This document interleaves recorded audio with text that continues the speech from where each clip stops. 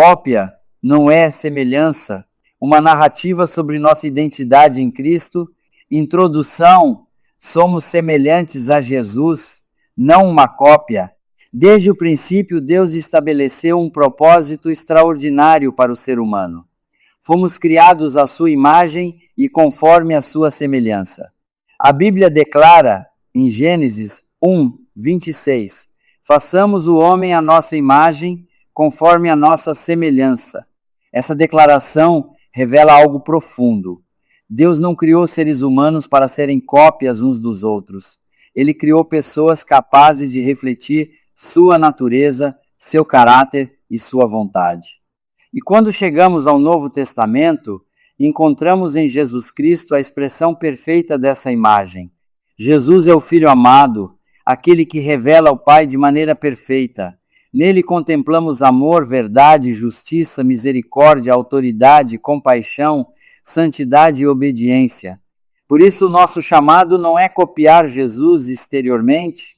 Não somos chamados a reproduzir uma aparência, uma personalidade, um tom de voz, uma maneira de falar ou simplesmente repetir comportamentos religiosos. Somos chamados a serem transformados à semelhança de Cristo. Existe uma diferença enorme entre uma cópia e uma semelhança.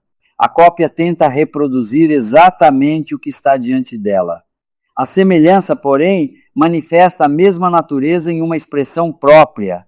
Uma fotografia pode ser uma cópia de uma imagem, mas uma pessoa transformada pelo Espírito manifesta uma realidade viva. Paulo afirma em Romanos 8:29 que Deus nos predestinou para sermos conformes à imagem de seu Filho. E 2 Coríntios capítulo 3, verso 18, nos apresenta esse processo. Somos transformados de glória em glória na mesma imagem pelo Espírito do Senhor. Portanto, seguir Jesus não significa deixar de ser quem Deus nos criou para ser. Significa permitir que Cristo transforme quem somos, para que sua natureza seja percebida em nós. Somos semelhantes a Jesus, mas não somos Jesus. Ele é único, Ele é o Salvador, Ele é o Senhor, Ele é nosso irmão, Ele é nosso amigo, e é Ele quem nos conduz a uma dimensão sacerdotal para que participemos do propósito de Deus segundo a ordem de Melquisedeque. É sobre essa jornada que vamos refletir. Capítulo 1. Jesus, nosso Salvador. Antes de compreendermos Jesus como Senhor, irmão, amigo e aquele que nos conduz ao sacerdócio, precisamos reconhecê-lo como nosso Salvador. A humanidade precisava de salvação. O pecado rompeu a comunhão com Deus e introduziu no coração humano uma realidade que nenhuma capacidade humana poderia resolver completamente. Religião não poderia salvar. Moralidade não poderia salvar. Boas obras, por si mesmas, não poderiam salvar. Era necessário um Salvador. E Deus enviou seu Filho. Jesus veio ao mundo não simplesmente para ensinar uma filosofia de vida, mas para realizar uma obra redentora.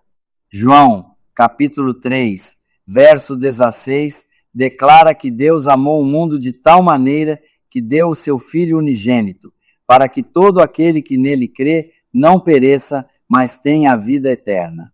Na cruz, Jesus assumiu sobre si aquilo que era nosso, ele tomou sobre si o peso do pecado, ele morreu, foi sepultado, mas ressuscitou.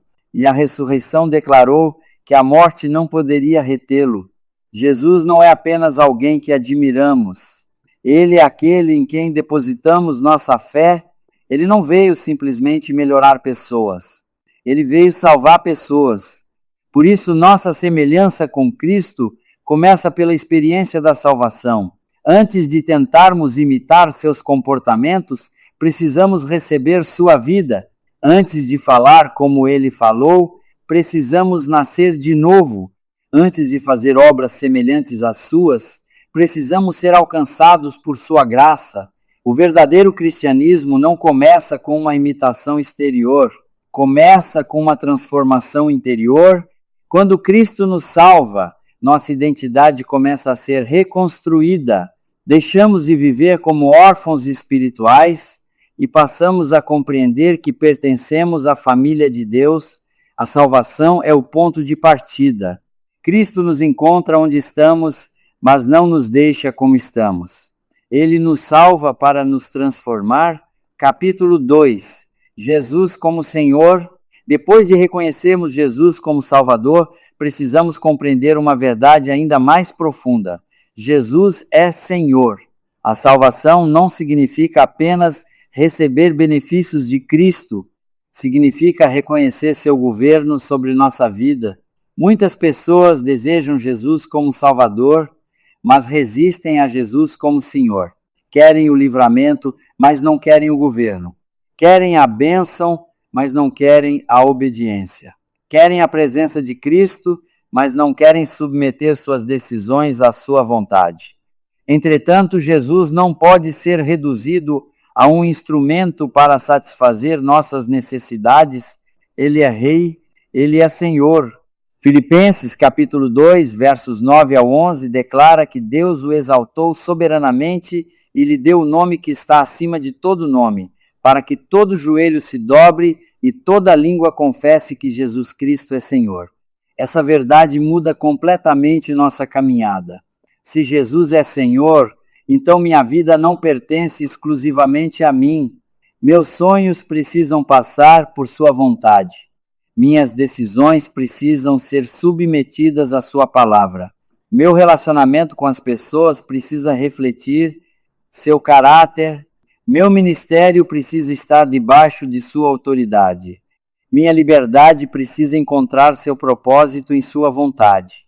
Ser semelhante a Jesus não significa ocupar o lugar que pertence a Ele. Pelo contrário, quanto mais compreendemos quem Jesus é, mais reconhecemos que Ele é único. Não somos cópias de Cristo. Não somos substitutos de Cristo. Não somos pequenos messias. Somos discípulos. Somos filhos. Somos servos. Somos aqueles que refletem sua glória. O Senhor não deseja clones. Ele deseja filhos maduros que manifestem seu caráter em diferentes contextos, dons e chamados. O mesmo Cristo pode ser refletido através de pessoas diferentes. Cada uma possui uma história, uma personalidade, um chamado, uma experiência, um dom, mas todas podem manifestar a mesma natureza de Cristo. Essa é a beleza da semelhança. Capítulo 3. Jesus como nosso irmão. Existe uma dimensão extraordinária na obra de Cristo. Aquele que é eternamente Filho de Deus também se aproximou de nós de maneira tão profunda que a Escritura o apresenta como nosso irmão. Hebreus, capítulo 2, verso 11, declara que tanto aquele que santifica como os que são santificados são todos de um só, razão pela qual Jesus não se envergonha de chamá-los de irmãos. Que verdade impressionante! O Senhor da glória se aproximou da humanidade. O Filho eterno entrou na história. Aquele que estava acima de todas as coisas assumiu a condição humana e caminhou entre nós. Jesus conheceu a fome, conheceu o cansaço, conheceu a rejeição, conheceu a dor, conheceu o choro, conheceu a solidão. Ele não observa a nossa humanidade de longe. Ele entrou nela. Isso não significa que Jesus deixou de ser Deus. Significa que o Filho de Deus assumiu também uma verdadeira natureza humana. Por isso, podemos nos aproximar dele sabendo que temos um Salvador que conhece nossas fraquezas. Hebreus, capítulo 4, verso 15, nos lembra que não temos um sumo sacerdote que não possa compadecer-se das nossas fraquezas. Jesus é nosso irmão porque se identificou conosco em nossa humanidade sem pecado, e isso nos ensina algo sobre nossa própria caminhada. Se queremos manifestar a semelhança de Cristo, precisamos aprender a nos aproximar das pessoas. A semelhança de Jesus não se manifesta através da distância arrogante, manifesta-se através da compaixão. Jesus tocava os intocáveis, recebia os rejeitados, ouvia os que ninguém queria ouvir, sentava-se à mesa com pessoas desprezadas. Ele demonstrava que a santidade verdadeira não precisa fugir das pessoas para permanecer santa. ela pode aproximar-se delas para restaurá-las. Ser semelhante a Jesus significa aprender a enxergar pessoas como ele as enxerga. Não apenas seus erros, não apenas suas limitações, não apenas seu passado, mas aquilo que podem se tornar pela graça de Deus. Jesus é nosso irmão, e por meio dele descobrimos que também pertencemos a uma família. Capítulo 4. Jesus como amigo. Talvez uma das declarações mais belas feitas pelo próprio Jesus esteja registrada em João 15,15. Já não vos chamo servos, mas tenho-vos chamado amigos.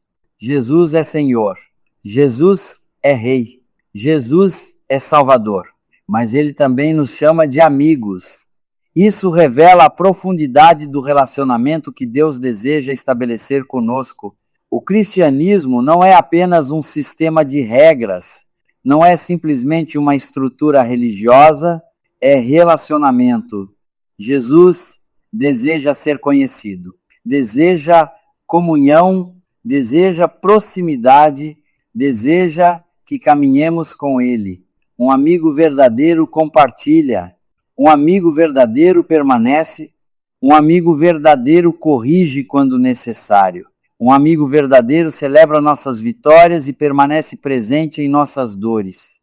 Jesus fez isso. Ele ensinou seus discípulos, corrigiu seus erros, suportou suas limitações, chorou com eles, compartilhou momentos de intimidade e os preparou para cumprir uma missão. A amizade com Cristo não significa tratá-lo com irreverência. Pelo contrário, quanto mais íntimos nos tornamos dele, mais profundo se torna nosso respeito. A verdadeira amizade com Jesus produz transformação, porque quando convivemos com alguém que amamos, somos influenciados por essa pessoa. Passamos a conhecer seus pensamentos, seus valores, seu coração, sua maneira de agir. Da mesma forma, quanto mais permanecemos em Cristo, mais sua natureza começa a ser percebida em nós. Jesus disse em João 15,4: permanecei em mim e eu permanecerei em vós. Essa permanência produz fruto. Não precisamos fabricar uma aparência de Cristo, precisamos permanecer em Cristo. A semelhança nasce da comunhão, a transformação acontece na presença. Não somos chamados a representar Jesus como atores em um palco. Somos chamados a viver com Jesus de maneira tão profunda que seu caráter seja percebido naturalmente em nossa existência. Capítulo 5. Jesus nos conduz a sermos sacerdotes da mesma ordem de Melquisedeque. Chegamos agora a uma dimensão ainda mais profunda. Jesus não apenas nos salva, não apenas governa a nossa vida, não apenas nos chama de irmãos, não apenas nos chama de amigos, ele também nos conduz para uma vocação sacerdotal. A Escritura apresenta Jesus como nosso grande sumo sacerdote. Hebreus desenvolve essa verdade de maneira extraordinária, mostrando que o sacerdócio de Cristo está relacionado à ordem de Melquisedeque. Hebreus, capítulo 7, verso 17 declara: Tu és sacerdote para sempre, segundo a ordem de Melquisedeque. Melquisedeque aparece em Gênesis 14 como rei de Salém e sacerdote do Deus Altíssimo. Séculos depois, o Salmo 110 apresenta uma declaração messiânica extraordinária. O Messias seria sacerdote para sempre, segundo a ordem de Melquisedeque. Essa profecia encontra seu cumprimento em Jesus Cristo. Jesus é o sumo sacerdote perfeito. Seu sacerdócio não depende da genealogia levítica, não está limitado ao tempo, não precisa ser repetido. Seu sacrifício foi perfeito e definitivo, mas existe uma questão importante. Se Jesus é o sumo sacerdote, qual é o nosso papel? A resposta está no fato de que Cristo não apenas exerce um ministério diante de Deus, ele também forma um povo sacerdotal. 1 Pedro 2,9 declara: Vós, porém, sois raça eleita, sacerdócio real, nação santa, povo de propriedade exclusiva de Deus, Somos chamados para exercer uma função sacerdotal diante de Deus e diante das pessoas, mas precisamos ter cuidado com a expressão da mesma ordem de Melquisedeque. Não significa que somos iguais a Cristo em sua posição única de sumo sacerdote. Jesus possui um sacerdócio singular, eterno e incomparável. Nós participamos de uma vocação sacerdotal por meio dele e, subordinados a ele, ele é a fonte, ele é o modelo, ele é o sumo sacerdote. Nós somos aqueles que recebem dele a missão de representar os valores do reino. O sacerdote apresenta pessoas a Deus e comunica a realidade de Deus às pessoas. Isso nos ajuda a compreender nossa missão. Somos chamados a interceder, a servir, a reconciliar, a ensinar, a cuidar, a proclamar, a conduzir pessoas à presença de Deus. Não somos cópias de Cristo, somos pessoas transformadas por Cristo e enviadas por Cristo. A ordem de Melquisedeque aponta para um sacerdócio fundamentado não simplesmente em descendência humana, mas em uma realidade espiritual estabelecida pelo próprio Deus. E Jesus é o centro dessa realidade. Nele somos recebidos, nele somos preparados, nele somos enviados, nele encontramos nossa identidade sacerdotal. Portanto, quanto mais nos tornamos semelhantes a Cristo, mais compreendemos que nossa vida não deve ser centrada em nós mesmos. O sacerdote vive para servir, o sacerdote vive para interceder, o sacerdote vive para aproximar, o sacerdote vive para apontar para Deus. E essa é uma das maiores evidências da semelhança de Cristo em nós. Conclusão, não uma cópia, mas uma semelhança viva. Ao chegarmos ao final desta jornada, podemos compreender melhor a diferença entre cópia e semelhança. Uma cópia tenta reproduzir aquilo que vê. Uma semelhança manifesta uma natureza recebida. Uma cópia depende de aparência. A semelhança depende de transformação. Uma cópia pode ser produzida artificialmente. A semelhança é construída através de relacionamento, comunhão e maturidade. Jesus não chamou seus discípulos para serem clones.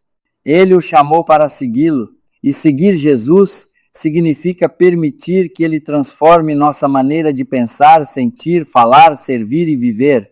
Jesus é nosso Salvador. Por isso, recebemos vida. Jesus é nosso Senhor. Por isso, entregamos a ele o governo da nossa existência. Jesus é nosso irmão. Por isso, aprendemos a viver em comunhão e a tratar as pessoas com compaixão.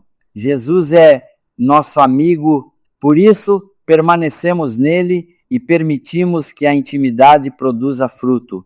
Jesus é nosso sumo sacerdote e por meio dele somos chamados a uma vocação sacerdotal para servir a Deus e as pessoas. No entanto, existe uma verdade que precisa permanecer gravada em nosso coração. Nunca seremos Jesus e não precisamos ser. Ele é único. Ele é o Filho eterno, ele é o Salvador, ele é o Senhor, ele é o sumo sacerdote, ele é o centro de todas as coisas. Nosso chamado é outro, nosso chamado é permitir que a imagem de Cristo seja formada em nós. Paulo escreveu em Gálatas 4,19 sobre Cristo sendo formado nos crentes. Essa é a verdadeira transformação. Não é colocar uma máscara cristã, não é imitar comportamentos religiosos, não é tentar parecer espiritual, é permitir que o Espírito Santo produza em nós o caráter de Cristo. É quando nossa maneira de amar começa a parecer com a dele, quando nossa misericórdia começa a parecer com a dele, quando nosso serviço começa a parecer com o dele, quando nossa obediência começa a parecer com a dele, quando nossa disposição de perdoar começa a parecer com a dele, quando nossa vida começa a apontar para o Pai, assim como a vida de Jesus apontava. Cópia não é semelhança. A cópia reproduz a forma, A semelhança manifesta a essência, e Deus não está procurando pessoas que simplesmente pareçam religiosas. Ele está formando pessoas nas quais Cristo seja reconhecido. Que a nossa oração, portanto, não seja Senhor, faça-me uma cópia de Jesus, mas Senhor, forme Cristo em mim. Que nossa vida seja uma expressão viva daquilo que Ele é, que nossas palavras revelem sua verdade, que nossas atitudes revelem seu amor, que nossas escolhas revelem sua vontade, que nosso serviço revele seu coração, e que ao olhar para nós, as pessoas não encontrem uma tentativa artificial de reproduzir Jesus, mas encontrem sinais de sua presença, de seu caráter e de sua natureza transformando uma vida humana. Porque o objetivo não é sermos uma cópia de Cristo, o objetivo é sermos transformados à sua semelhança, e no final dessa transformação, toda a glória continuará pertencendo àquele que é incomparável. Jesus Cristo, nosso Salvador, nosso Senhor, nosso irmão, nosso amigo e nosso eterno sumo sacerdote,